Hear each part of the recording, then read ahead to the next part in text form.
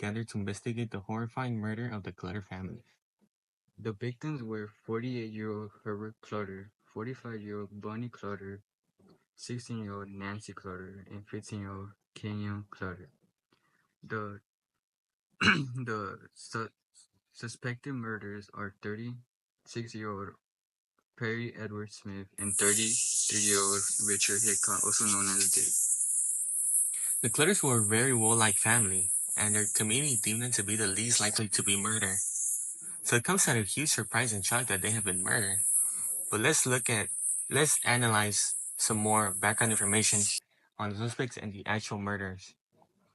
As we research into the actual murder, two friends of Nancy named Susan and Nancy Ewald were the first individuals who discovered the murder. They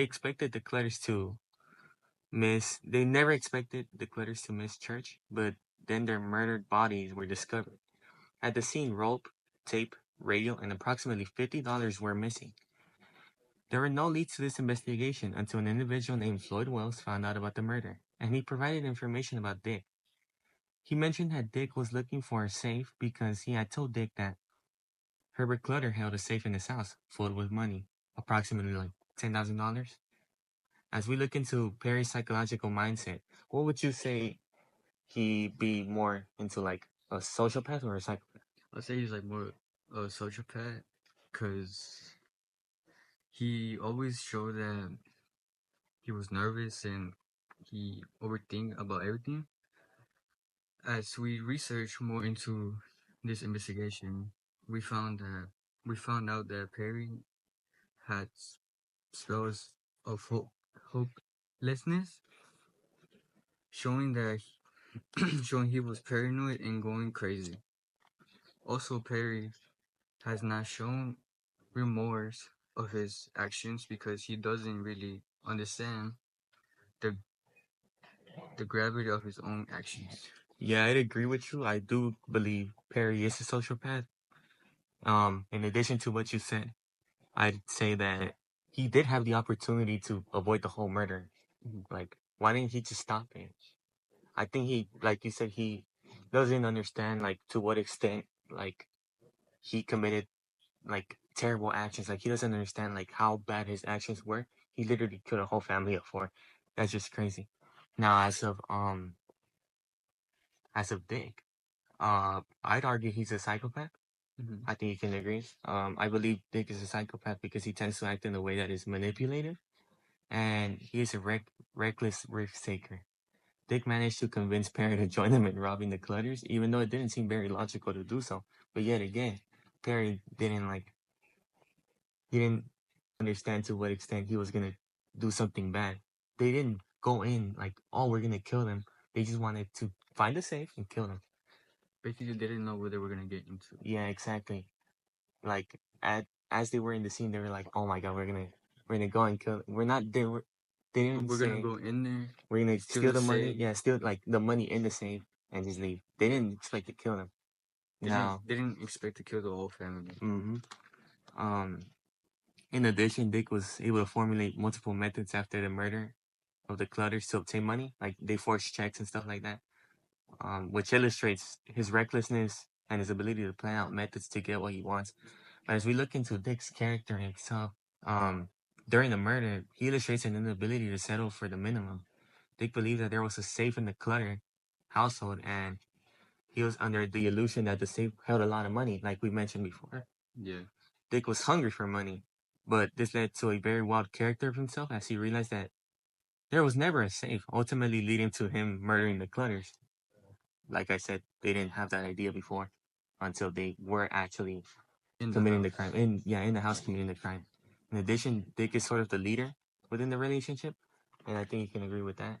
Yeah, I agree with you that Dick has always been the leader with the relationship between them two, and he's like he he manipulates his manipul. Oh my god, Come on. his manipulative skills do show that he has psychopath behavior, Mm-hmm. as you can see. Yeah. And now going on to different, well, it's the same people, but a different topic. As with their punishment, I'd argue that they don't deserve the death penalty. Why you think? Now, wait, it's like a little complicated.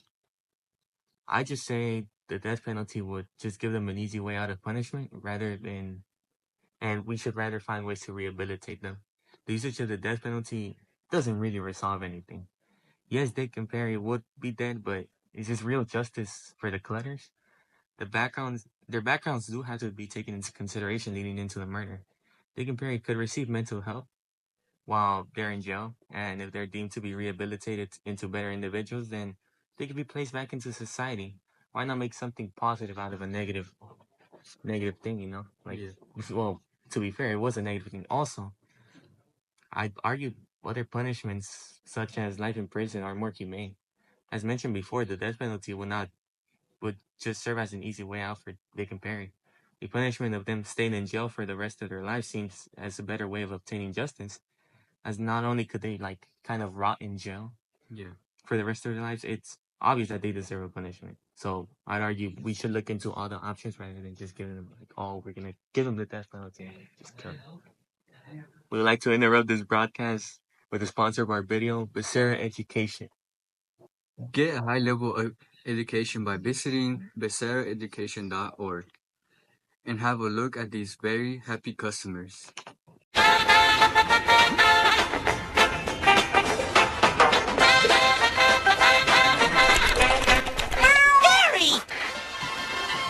I was just looking for the sports channel, Gary.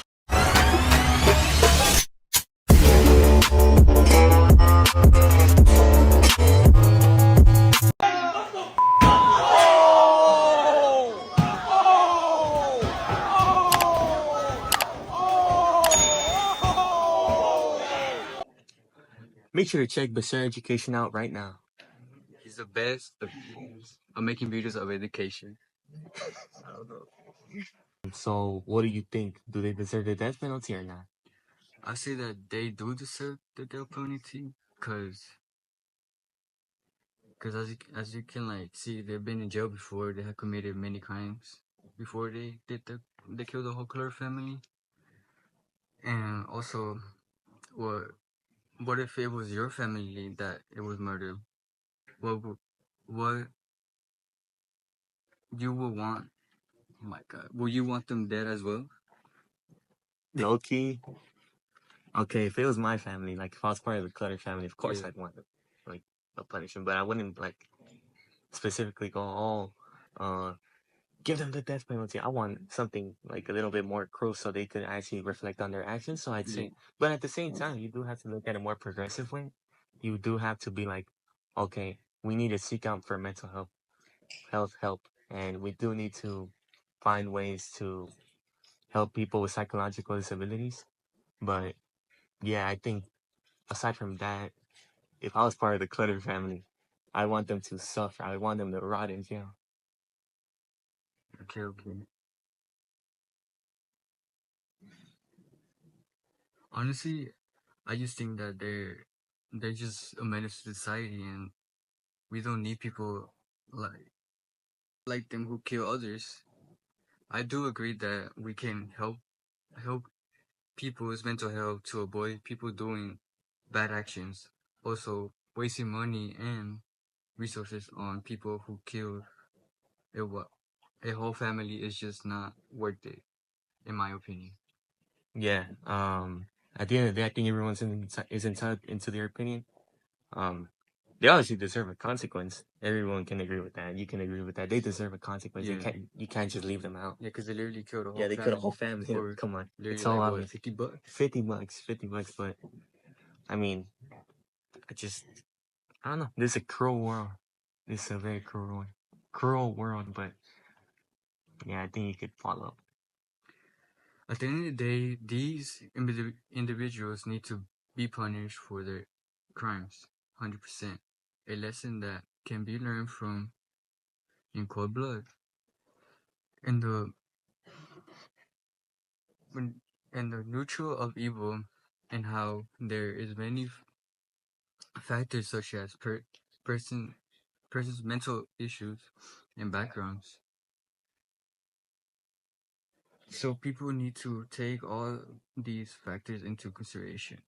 Yeah, and also, I mean, evil can appear anywhere in the world. Evil can appear in the most evil, no, not evil can appear in the most peaceful settings, as we saw in Holcomb. Like that was deemed to be a very peaceful city, very peaceful area. Holcomb and like all the Clutters, all they're the least likely people to ever be murdered, and they got murdered. Yeah. I think that just shows a life lesson. Like you just have to be aware of your surroundings. Well, I mean, I guess that's a little lesson, but at the same time, you also need to take into consideration evil can appear anywhere. You On never this, know when evil yeah, can you come. never exactly, but evil can just come in many extents. Like you steal candy, but you steal candy. But that's not. That could be deemed evil, but in the same category as like killing a whole family. Like That's a whole different thing. that just shows like the complexity of evil. Evil is Yeah. so complex. It's so broad, where like the littlest crime can be put into the same extent as the most intense crime. But at the end of the day, I mean, it's it's life. That's life. It's a cruel world, but we just have to make what we want it to be. So reach out for mental help. Reach out for people who need help with their psychological disabilities. Um, yeah,